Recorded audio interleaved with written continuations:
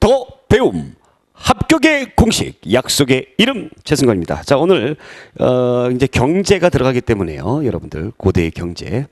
그래서 제가 경제와 관련된 우리나라에서 최초로 유통이 되는 화폐죠.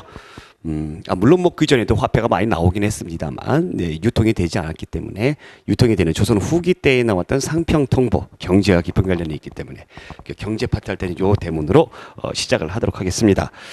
고대 경제는 여러분들이 교재 126쪽하고 156쪽에 보게 되면 심화학습의 내용이 있어요. 그것을 왔다 갔다 하시면서 이렇게 잘 챙겨서 보시기 바랍니다. 바로 들어갑니다. 삼국의 경제생활, 우리가 이제 어디를 보시냐면은 이제 156쪽을 보시면 될 것 같아요. 농업 중심의 경제 생활이죠. 당연히 농업 중심이죠. 농사가 중요하니까. 그 다음에 왕토사상이다라는 게 나오는데, 왕이 토지를 가지고 있다. 즉 국가의 땅은 다 왕의 것이다. 왕권 강화의 일환이고요. 그 다음에 귀족들이 토지를 많이 갖게 되면은 장난질을 많이 하잖아요. 그래서 백성들에게 국가가 토지를 직접 나눠주면서 국가 지정을 튼튼히 하고 왕권 강화를 하기 위한 그런 내용들이 여기에 나와 있는 겁니다. 귀족 중심의 경제에는 노급과 시급을 많이 받았다. 그러니까 노급과 시급은 제가 귀족들에게 주는 토지의 명칭인데, 이것은 제가 조금 이따가 다시 한번 설명을 드리기로 하고요. 조세제도가 마련되었고 귀족들이 고리대업을 하면서 백성들을 못 살게 굴었다. 자, 고구려의 토지도 보겠습니다. 고구려 역시 국유제가 원칙입니다. 자, 토지잔으로 경무법을 사용했다. 이게 나오는데, 경무법은 밭 일항을 단위로 하는데, 일항과 고랑이 있어요, 밭에. 어찌됐든 이것은 면적에 따라서, 토지의 면적에 따라 토지의 면적을 이렇게 나누는 것을 우리가 경무법이라고 그러고요. 그 다음에 이건 조세제도와 깊은 관련이 있어요. 이게 또 결부법이 있어요. 결부는 또 뭐냐면 수확량입니다. 수확량. 이 땅에서 얼마만큼 농작물이 수확이 되는가, 결부법이에요. 그래서 요거는 이제 풍요하고 뭐 이런 것도 또 토지의 질 이런 것들이 관계가 있겠죠. 그래서 경무라는 거하고 결부라는 거하고 여러분들이 기억해 두시기 바랍니다. 자, 조세 제도는 농민들에게 조세, 공부, 역을 부과했다. 근데 조세는 뭐냐면 토지세를 얘기하는 거고, 그다음에 공부는 뭐냐면 특산물 얘기하는 겁니다. 그다음에 역은 뭐 노동력, 그다음에 또 뭐가 있습니까? 군사가는 역이 있죠. 자, 이거 고구려의 토지 제도다라는 거 기억해 두시면 되고, 다음 화면 넘어갈게요. 자, 백제도 역시 똑같습니다. 국유제를 원칙으로 한다. 토지 단위로 두락제를 이용한다.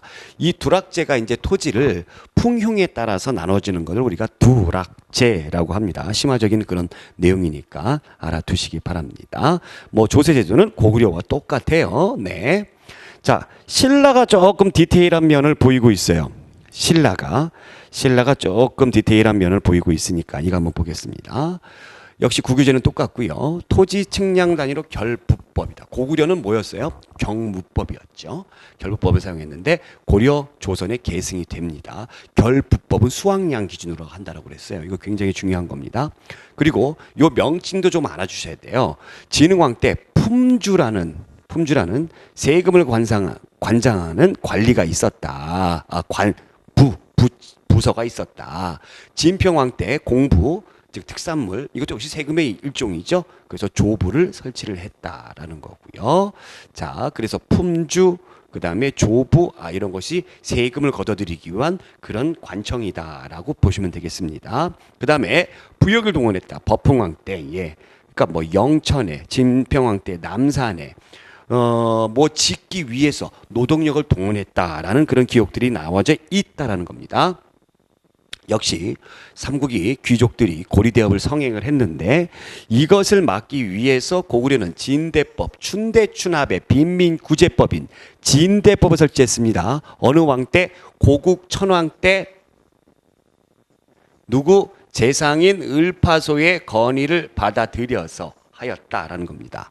자, 도시가 발달하는데, 이 도시의 발달에서 여러분들이 중요한 것이 바로 뭐냐면 시장이에요. 시장. 그래서 신라시대 때의 시장은 지증왕 때의 동시라는 그런 시장이 있었습니다. 그래서 이 시장을 관장하는 감독 관청인 동시정이 있었다라는 겁니다. 자, 대외 무역 보겠습니다. 가장 폭넓게 무역을 많이 했던 나라는 고구려예요. 뭐 중국에 있는 남북조미, 북방 유목민족들 다 무역을 했다라는 거고, 백제는 역시 해상 국가답게 해상 세력을 형성을 했다라는 거죠. 그 다음에 신라는 6세기 들어가서야 중국과 직접 교류한다. 왜? 6세기 들어가서 한강 유역을 진흥왕 때 확보를 했기 때문에. 자, 교역 부분.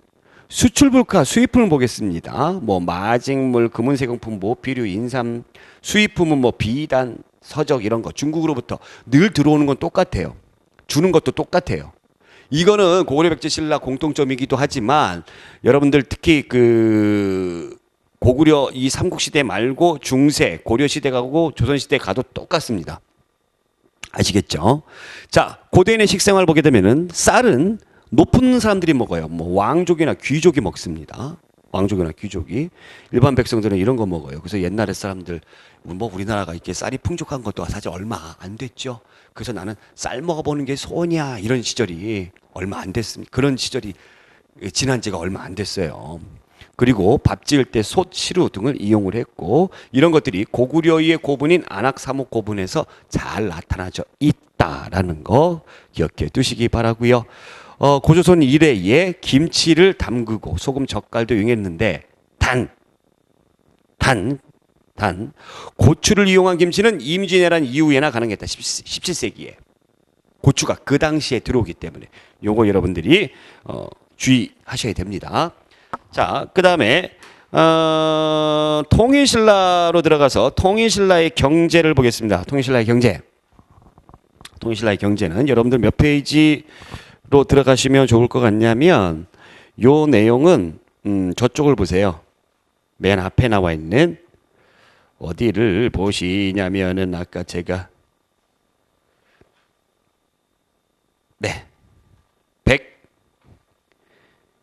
126쪽에 127쪽을 참조를 해주시기 바랍니다. 127쪽 요 내용을 보시기 바랍니다. 통일신라 들어가면서 중국의 조용조를 도입했다. 자, 조용조는 바로 뭐냐면 바로 이거예요. 조세 곡물역이에요. 그래서 조세는 호 단위로 10분의 1, 촌락 단위로 특산물을 부과했다. 그러니까 호 단위로 조세를 부과하고 촌락 단위로 했다라는 겁니다. 역은 균역과 요역이 있다라는 거 잘 알고 계시죠? 시험 문제 자주 나오는 이 민정 문서, 통일신라의 장적이라고도 하죠. 자, 일본 동대사에서 발견이 됐습니다. 그러니까 우리나라에서 발견된 것이 아니라 일본에서 발견된 거예요. 서원경 지방을 조사한 거예요. 몇 개의 촌락이? 4개의 촌락이. 4개의 촌락이. 자, 이거는 촌주가 제일 말단에 있었던 촌의 촌주가 조사는 매년 하는데, 이거 중요해요. 조사는 매년 하는데 3년마다 보고하는 거예요. 아주 중요합니다. 자, 그럼 뭘 조사하느냐? 여러분들 사람, 그 다음에 토지, 그 다음에 유실수, 가축 이런 거 다 조사하는데 사람하고 토지만 놓고 볼게요. 자, 개인과 가구로 조사하는데 개인과 가구로 개인적인 부분을 볼 때는 연령, 성별에 따라서 6등급으로 나옵니다. 물론 여자, 노비 다 포함해서. 그러니까 등급이 높으면 높을수록 어때요? 젊은 사람이고 남자여야 되겠죠. 6등급으로 나오고, 가구는 가족 수에 따라서 9등급으로 나눕니다. 그러니까 가족 수가 많으면 등급이 높겠죠. 자, 이렇게 인구는 세분화했다라는 겁니다. 자, 토지는 관모답, 마전, 그 다음에 내시령답, 촌주의답, 연수유답 이런 것들이 있는데, 자, 관모답은 관청에서 쓰는, 관청의 재정 확보를 위해서 쓰는 그 토지, 마전은 말을 갖다가 키우기 위해서 그 말을 키우는 재정을 확보하기 위해서 쓰는 토지예요. 이거는 국가 수요지입니다. 국가. 그 다음에 내시령이라는 벼슬의 이름이죠. 내시령에게 주는 토지, 내시령답. 촌주에게 주는 토지, 촌주위답. 이것은 관료전이고, 연수유답은 백성에게 주는 토지입니다. 이게 나중에 이름 뭘로 바꿔요? 정전으로 바꿔요. 정전 어디 갔어요? 네, 정전으로 바꿔요. 자, 여기서 주의하셔야 되는 거, 백성에게는 뭐를 주는 겁니까? 소유권 주는 거예요. 관리들에게는 소유권 주는 거 아니에요. 관리들한테는 수조권 주는 거예요. 수조권. 자, 유의점은 생산력의 중심이 노비가 아니다라는 겁니다. 노비가 아니고, 한 명의 촌주가 4개의 촌락을 담당하여 모든 촌락의 촌주가 존재하는 것이 아니다라는 건 나타나져 있죠. 네. 그러니까 모든 촌락의 촌주가 다 있지는 않다라는 겁니다. 이건 고려시대에 들어가서 속현이 주현보다 훨씬 많다. 나중에 이제 배우겠습니다만 그거하고 비슷해요. 그래서 이 촌주가 옆에 있는 그 촌락의 것까지 다 조사를 했던 것이죠.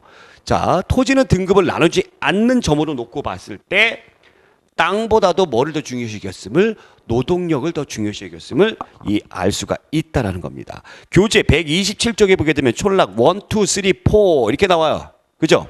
그래서 원에서는 중하오, 하상호, 하하오 이렇게 몇 개씩 있다 이렇게 나와 있죠. 그래서 인구조사에 역점을 두었다라는 겁니다. 한 장을 넘기시고요. 128쪽 보겠습니다. 시급하고 노급이 있는데요. 이제 이거 설명을 드릴게요. 시급하고 노급이 있는데 도대체 뭐냐라는 겁니다. 수조권 및 노동력 징발권을 보유한다. 시급은 누구에게 주는 거냐면 시급은 왕족이라든가 공신에게, 공을 세운 공신에게 주는 토지를 식읍이라고 불러요. 왜 안 써져? 그 다음에 노급은 누구에게 주는 거예요? 관리에게 주는 토지예요. 어찌됐건 높은 사람들에게 주는 토지죠. 그럼 토지를 주면은 뭘 준다? 소유권 주는 것이 아니라 수조권, 조세를 걷어들일 수조권을 준다라는 겁니다. 수조권하고 노동력 징발권을 줍니다. 그런데 통일을 하고 나서 통일신라에 누가 신문왕은 관료전으로 바꿨어요. 이 관료전에서 뭐를 안 주는 거예요? 노동력 징발권을 안 주는 겁니다. 그러니까 땅보다도 뭐를 더 중요시 여겼음을, 사람을 더 중요시 여겼음을 알 수가 있는 거죠. 그리고 통일신라 시대 때의 왕권이 최고 정점에 올랐을 때, 그래서 성덕대왕, 이 사람 이름 따가지고 성덕대왕 신종도 있죠. 성덕대왕 때 정전을 주었는데 이 정전은 백성들에게 주는 토지입니다. 왕토 사상에 입각해서 백성들에게 뭐를 줍니까? 소유권? 네, 소유권 주는 거예요. 수조권 절대 아니다라는 겁니다. 변천으로는 관료전, 정전, 노급 부활 이렇게 돼 있어요. 노급이 부활됐다라는 것은 곧 뭘 의미하죠? 왕권이 하락했음을 의미하는 거죠. 자, 산업별 모습을 보겠습니다. 농업은 당연히 밭농사 중심이었고 시비법이 없었어요. 삼국시대 때는. 그러니까 비료 주는 법이 없었어요. 그래서 휴경법, 돌아가면서 땅을 쉬게끔 했다. 이거 계속 농사지면 땅의 양분이 다 없어지니까. 네. 그리고 상업활동 보게 되면은 동시 외에 통일신라 서시와 남시를 두었다라는 거죠. 서시와 남시. 그래서 각각 이것을 그 관리 감독하는 관청인 동시전, 서시전, 남시전을 두었다. 동시는 누구라고요? 지증왕 때 있었던 겁니다. 자, 당과의 무역이 통일신라 가장 활발했습니다. 가장 활발했는데 어찌됐건 최대의 무역항은 울산항이었다.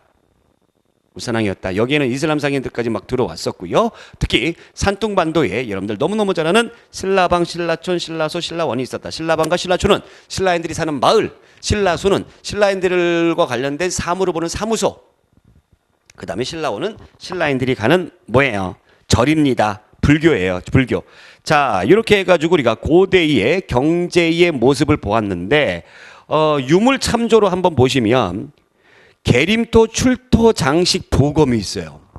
계림로에서 출토 장식, 출토된 장식 보검이 있어요. 보검 장식이 있어요. 이게 뭐냐면 이 칼이 칼자루 칼집이 모두 금 알갱이로 아주 잘 해놨어요. 또 여기에 빨간 보석인 홍만호를 사이에 박았어. 자, 이거는 당시 신라에서 사용했던 이 칼의 모습이 아닙니다. 어디에서? 탄자 들어가는 뭐 우즈베키스탄, 뭐 카자흐스탄 이런 탄자 들어가는 중앙아시아에서 당시에 사용했던 것이죠. 그래서 중앙아시아와 교역했으면 알 수가 있다라는 거고, 장보고는 뭐 여러분들 너무나 잘 아는 청해진 설치했다라는 거고, 이 귀족들이 통일신라 들어가면서 특히 진골 귀족들이 사치 생활 어마어마하게 합니다. 그 대표적인 것이 이제 금입택, 사절, 유택 등을 지었다. 금 집에다가 금을 입혔어요. 와, 사절, 유택, 봄, 여름, 가을, 겨울별로 사는 집이 달라. 이런 것들이 있었다. 그래서 오죽하면 흥덕왕 때 사치 금지령까지 내렸겠느냐라는 겁니다. 대단하죠. 야, 사치 금지령. 그냥 알아서 사치를 하지 말아야지 사치 금지령까지 내리고 얼마나 사치를 했으면은 진짜. 네, 그렇게 여러분들이 기억해 두시기 바라고요. 다시 어디로 발해의 경제. 발해 경제까지 해야 되겠네요. 네, 발해 경제는 발해는 요 북쪽에 있잖아요. 반농사 중심입니다. 그러니까 여기는 북쪽이다 보니까 농사 잘 안 되고 수출품 같은 경우는 주로 이제 그 이런 말, 모피 이런 것들이 있죠. 역시 이제 발해도 당과의 무역을 활발하게 많이 했는데 발해의 덩저우에 산둥반도 발해관이 있었다라는 거 기억해 두시면 될 것 같습니다. 자, 그러면 아까 제가 말씀드렸던 156쪽에 나와 있는 내용들 제가 좀 짚어드리고요. 짚어드리고 가는데 그거 뭐 제가 다 설명을 해드렸네요. 예, 심화적인 내용들 그죠? 아까 설명하고 설명해드렸으니까 다시 뭐 크게 설명을 해드릴 거는 없을 것 같습니다. 160쪽에 보시면 160쪽에 보시면 맨 밑에 뭐가 있냐면 발해의 경제에서 160쪽 밑에 발해가 신라로 가는 길이 있었죠. 그건 잘 아시죠? 그게 바로 뭐예요? 신라도 있죠. 근데 발해가 일본으로 가는 길도 있었습니다. 그게 바로 일본도다라는 겁니다. 그래서 발해는 특히 동경 발해 그러니까 발해의 행정구역이 뭐였죠? 5경 15부 62주였죠. 그래서 5경 가운데서 동경이라고 있어요. 동경이 동쪽에 있는 수도의 역할을 하는 이 동경이 일본으로 가는 아주 중요한 요충지였다. 이렇게 생각하시면 되겠습니다.